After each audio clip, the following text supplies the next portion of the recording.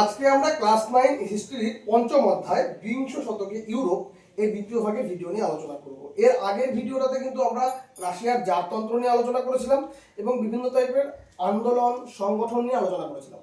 তো আজকে আমরা ঠিক তার পরবর্তী পার্ট 1905 সালে যে বিপ্লবটা হয়েছে তা নিয়ে আলোচনা করব। তো 1905 সালের বিপ্লবের পূর্ববর্তী বেশ কিছু ঘটনা রয়েছে, সেই ঘটনাগুলো আমরা স্টেপ বাই স্টেপ দেখব। প্রথমেই আমরা দেখব 1904 কি ঘটনা ঘটলো। সেন্ট পিটসবার্গ, যেটা রাশিয়ার একটা অন্যতম গুরুত্বপূর্ণ শহর, এই সেন্ট পিটসবার্গে পুতিলাভ কারখানা, এই পুতিলাভ কারখানায় কি হচ্ছে, জানুয়ারি মাসে ধর্মঘট শুরু হচ্ছে এবং রাশিয়া জাপানের যুদ্ধ ওই একই টাইমে শুরু হচ্ছে। এর পরবর্তীতে 1905 খ্রিস্টাব্দে রাশিয়া ও জাপানের মধ্যে পোর্টসমাউথের চুক্তি স্বাক্ষরিত হচ্ছে। কোন চুক্তি স্বাক্ষরিত হচ্ছে? পোর্টসমাউথের চুক্তি স্বাক্ষরিত হচ্ছে। আর 1904 খ্রিস্টাব্দে কি হচ্ছে, সেন্ট পিটসবার্গের পুতিলাভ কারখানায় কিন্তু জানুয়ারি মাসে ধর্মঘট শুরু হচ্ছে, মাথায় রাখতে হবে। এরপরে পরপর যে ঘটনাগুলো আছে সেটা 1905কে কেন্দ্র করেই রয়েছে। যেরকম 22শে জানুয়ারি 1905 কি হচ্ছে, ফাদার গ্যাপেনের নেতৃত্বে একটা মিছিলে পুলিশের গুলিতে 200 জন নিহত হচ্ছে এবং 800 জন আহত হচ্ছে। কবে হচ্ছে? 22শে জানুয়ারি 1905। এরপর 28শে মে 1905 কি হচ্ছে, বলশেভিকদের যে ধর্মঘট, এই বলশেভিকদের ধর্মঘটের মাধ্যমে প্রথম সোভিয়েত গঠন হচ্ছে। প্রথম সোভিয়েত কবে গঠন হলো? 28শে মে 1905-এ। এরপরে 1905 খ্রিস্টাব্দে অক্টোবর ইস্তেহার, তার আগে একটা আছে 1905 খ্রিস্টাব্দে পোর্টমকিন কি, এটা হচ্ছে রাশিয়ার একটা যুদ্ধ জাহাজ। তো এই রুশ যুদ্ধ, এরা নাবিকদের বিদ্রোহের সঙ্গে যুক্ত, কারণ নাবিকরা কিন্তু জারদের যে আচরণ তার উপরে কিন্তু প্রতিবাদ করেছিল। তো সেটা কিন্তু সবচেয়ে বড় যে সাক্ষী এবং যেটা করা হয়েছিল সেটা হচ্ছে পোর্টমকিন, যেটা হচ্ছে রাশিয়ার একটা যুদ্ধ জাহাজ। 1905 খ্রিস্টাব্দে কি, অক্টোবর ইস্তেহার। এই সময় কি হলো, আমরা যে প্রথম ভিডিওতে জারতন্ত্র নিয়ে আলোচনা করেছিলাম, যেখানে দ্বিতীয় নিকোলাস যে ছিল তার সময় থেকে তো মেনলি বিদ্রোহটা শুরু হচ্ছে। তো এখানে ঘটনাটা কি হচ্ছে, এই 1905 খ্রিস্টাব্দের যে অক্টোবর ইস্তেহার, এখানে সংস্কারের প্রতিশ্রুতি দিচ্ছে যার দ্বিতীয় নিকোলাস, যে না আমরা এবার সংস্কার করবো। হ্যাঁ, তো যাই হোক, সংস্কার ঘোষণা করা হলো।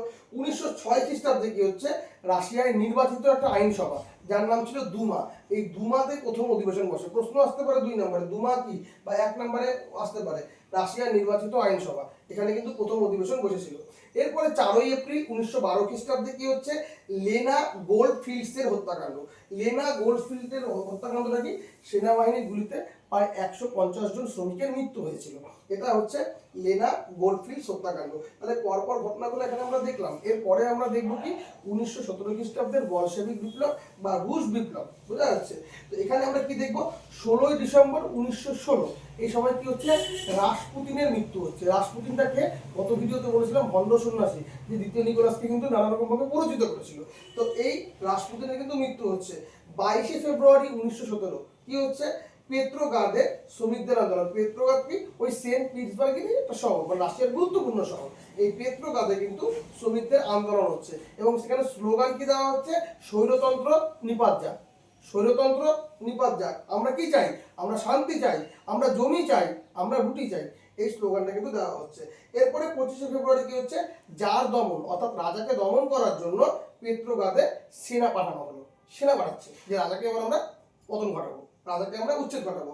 27শে ফেব্রুয়ারি কি হচ্ছে, 25শে ফেব্রুয়ারি বললো যে আমরা জারকে কিন্তু দমন করবো, এর জন্য সেনা পাঠানো হচ্ছে। ঠিক তার 2 দিন পরে, 27শে ফেব্রুয়ারি কি হচ্ছে, পাভলোভস্কি ও ভলিনি রেজিমেন্ট, এই যে পাভলোভস্কি এবং ভলিনি রেজিমেন্ট, এরা গুলি চালাতে অস্বীকার করতেছে, যারা আসছে তাদেরকে গুলি চালাতে অস্বীকার করতেছে। এরা করলো কি, এরা বিদ্রোহীদের সাথে যোগ দিচ্ছে, যার ফলে কি হচ্ছে, যখন বিদ্রোহীদের সঙ্গে রাজারি সেনাবাহিনী যোগ দিয়ে দিবে, তখন সেই শহরটা খুব তাড়াতাড়ি ক্যাপচার করে নেওয়া অসম্ভব হবে। ঠিক সেই ঘটনাটাই ঘটতেছে 27 ফেব্রুয়ারিতে। এরপরে কি, 2 মার্চ অব্দি পুরনো ক্যালেন্ডার চলেছিল, তারপরে ঠিক 14 থেকে 15ই মার্চে কিন্তু নতুন ক্যালেন্ডার চলে আসলো। 1917 সালে কি হচ্ছে, যা দ্বিতীয় নিকোলাস কি সিংহাসন ত্যাগ করছে, যে না বাবা আর পারবো না, এবার আমি সিংহাসন ত্যাগ করবো। যেই মাত্র যা দ্বিতীয় নিকোলাস সিংহাসন ত্যাগ করলো, সঙ্গে সঙ্গে রাশিয়ার কিন্তু ইতিহাসে রোমানভ রাজবংশ যে 300 বছর ধরে শাসন করছিল তার কিন্তু উচ্ছেদ ঘটলো।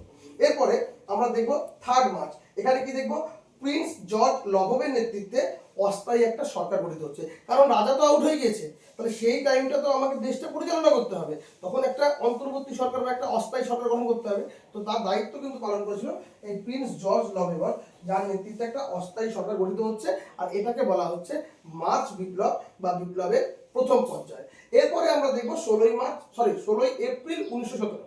16 এপ্রিল 1917 কি হচ্ছে, লেনিন বলশেভিক কর্মীদের সামনে বিখ্যাত এপ্রিল থিসিস ঘোষণা করছে। এপ্রিল থিসিস খুব গুরুত্বপূর্ণ, 2 নম্বরও অনেক সময় আসে, 4 নম্বরও বিজ্ঞান হিসাবে আসে। কি করতেছে, লেনিন বলশেভিক কর্মীদের সামনে বিখ্যাত এপ্রিল থিসিস ঘোষণা করলো এবং স্লোগান কি দিল, all power to the Soviets. 7 November 1917 কি হচ্ছে, লেনিনের নেতৃত্বে বলশেভিক দল ক্ষমতা দখল করতেছে। কবে করতেছে, 7 নভেম্বর 1917। আর এই যে লেনিনের নেতৃত্বে বলশেভিক দল ক্ষমতা দখল করলো, এটাকেই বলা হচ্ছে আমাদের নভেম্বর বিপ্লব বা বলশেভিক বিপ্লব। আর এর মাধ্যমে কিন্তু রাশিয়ায় সমাজতন্ত্র প্রতিষ্ঠা হচ্ছে, আর বিশ্বে সর্বপ্রথম রাশিয়াতেই সমাজতন্ত্র প্রতিষ্ঠা হয়েছিল।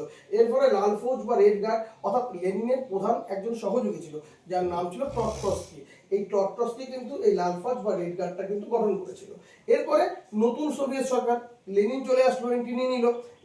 লেনিন চলে আসার ফলে কি হচ্ছে, লেনিন কিন্তু রাষ্ট্রপতি হচ্ছে। লেনিন কি হচ্ছে, রাষ্ট্রপতি হচ্ছে। নতুন সোভিয়েত সরকারের রাষ্ট্রপতি কি হচ্ছে, লেনিন। আর বিদেশ মন্ত্রী কাকে করা হচ্ছে, সেই ট্রটস্কি যে লেনিনের সহযোগী ছিল। এবার রাশিয়ার নতুন নামকরণ হচ্ছে, কি নামকরণ হলো, ইউএসএসআর, অর্থাৎ full form union of Soviet socialist Republic. এরপরে 10 মার্চ 1918 কি হচ্ছে, রাজধানী পেট্রোগ্রাদ, যেটা আগে ছিল রাজধানী পেট্রোগ্রাদ ছিল, তো মানে যেটা গুরুত্বপূর্ণ শহরটা, তো মানে সেই রাজধানীটা পেট্রোগ্রাদ থেকে মস্কোতে স্থানান্তর করা হচ্ছে, মাথায় রাখতে হবে। এরপরে কি হচ্ছে, আমরা যেটা দেখবো সেটা হচ্ছে এনইপি। এনইপি কি, নতুন অর্থনীতি। তো এই নতুন অর্থনীতিটা কে করেছিল, লেনিন করেছিল। কবে করেছিল, 1921। আর এর মূল বৈশিষ্ট্য কি ছিল, ধনতন্ত্র এবং সমাজতন্ত্রের মিশ্রণ। ধনতন্ত্র এবং সমাজতন্ত্রের মিশ্রণ ঘটানো হয়েছিল এনইপির মাধ্যমে। তো এর ফলে কি হচ্ছে, লেনিন যেহেতু দুটো জিনিসের মিশ্রণ ঘটেছিল, একটা মিশ্র অর্থনীতির স্রষ্টা ছিলেন কিন্তু লেনিন, যে এনইপি তৈরি করেছিল। এরপরে আমরা দেখবো কি, সবচেয়ে গুরুত্বপূর্ণ বিষয়, চেকা নামে একটা শব্দ পাবো। চেকা, চেকা এটা 2 নম্বরে আসতে পারে, 1 নম্বরে আসতে পারে। চেকা কি, স্ট্যালিন। স্ট্যালিনের প্রকৃত নাম কি, স্ট্যালিনের প্রকৃত নাম হচ্ছে জোসেফ জুগাসফিকি। তো এই স্ট্যালিন কিন্তু এই স্ট্যালিনের নেতৃত্বে একটা গুপ্ত পুলিশ বাহিনী, চেকা কি, গুপ্ত পুলিশ বাহিনী, যার নেতৃত্ব প্রদান করেছিলেন কে, স্ট্যালিন। এবার দেখো, একটা মানুষ তো চিরকাল বেঁচে থাকতে পারে না। তো লেনিন যেরকম ক্ষমতা দখল মানে নিয়েছিল, ঠিক সেরকমই কিন্তু লেনিনের কিন্তু একটা সময় মৃত্যু হয়েছে। লেনিনের যখন মৃত্যু হয়ে গেল 21 জানুয়ারি 1924 সালে লেনিনের মৃত্যু হয়ে গেল। আর লেনিনের মৃত্যুর পরে এই যে স্ট্যালিন ছিল, এই স্ট্যালিন কিন্তু রাশিয়ার নেতৃত্বভার গ্রহণ করলো। এরপরে কমিনটার্ন 1919 সালে, কমিনটার্ন মানে এটা কি হচ্ছে, কমিউনিস্ট আন্তর্জাতিক, মানে আন্তর্জাতিক কমিউনিস্ট কিন্তু প্রতিষ্ঠা হচ্ছে 1919 সালে, কমিনটার্ন। আর জাতিসংঘ কি, সোভিয়েত ইউনিয়ন জাতিসংঘের সদস্যপদ লাভ করতেছে 1938 সালে। এর পরের দিন আমরা একটু কারণ ফলাফলগুলো দেখে নিব, খুবই গুরুত্বপূর্ণ প্রশ্ন, খুবই গুরুত্বপূর্ণ। বলশেভিক বিপ্লব বা এই আমাদের রাশিয়া বিপ্লব বা রুশ বিপ্লব, এটা কিন্তু ফাইনালের জন্য এবং ইউনিট টেস্টের জন্য খুবই গুরুত্বপূর্ণ প্রশ্ন। আর মাঝখানে বেশ কিছু ছোট প্রশ্নগুলো রয়েছে, দেখার বিষয় রয়েছে। তো পরের দিন এটা নিয়ে একটু আলোচনা করবো। তারপরে আমরা প্রথম বিশ্বযুদ্ধ, জাতিসংঘ, এই সমস্ত পার্টে যাব। এরপরে থাকবে আমাদের ফ্যাসিবাদ, নাৎসিবাদ, স্পেনের গৃহযুদ্ধ, এই সমস্ত বিষয়গুলো আলোচনা করবো। তো আজকের ভিডিও এটুকুই, দেখা হবে কিন্তু আমার পরবর্তী ভিডিওতে। যারা যারা দেখছো অনলাইনে, তারা ভিডিওটি ভালো লাগলে অবশ্যই লাইক করো, কমেন্ট করো, তোমাদের মতামত জানিও, বন্ধুদের মধ্যে শেয়ার করো। চ্যানেলে প্রথম হয়ে থাকলে অবশ্যই সাবস্ক্রাইব করে পাশে দেওয়া নোটিফিকেশন বেল আইকনটি ক্লিক করে রাখো পরবর্তী আপডেট পাওয়ার জন্য। আর ভিডিওর কিছু অংশ ফেসবুক বা ইনস্টাগ্রাম পেজে দেখে থাকলে অবশ্যই পেজটিকে ফলো করে দিও। সকলে ভালো থেকো, টাটা, বাই বাই।